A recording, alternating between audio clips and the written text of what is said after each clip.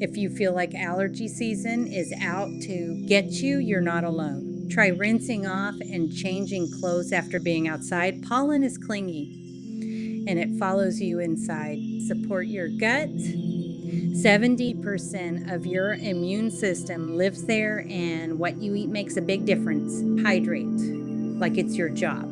Water helps your body flush out allergens and reduces inflammation. Breathe cleaner air. Use a HEPA filter, vacuum regularly, and let in fresh air during low pollen times. And finally, support your body with natural, gentle tools. There are drug-free ways that work without the fog. You deserve to feel great this season. If you're looking for better ways, I am here. If you want support,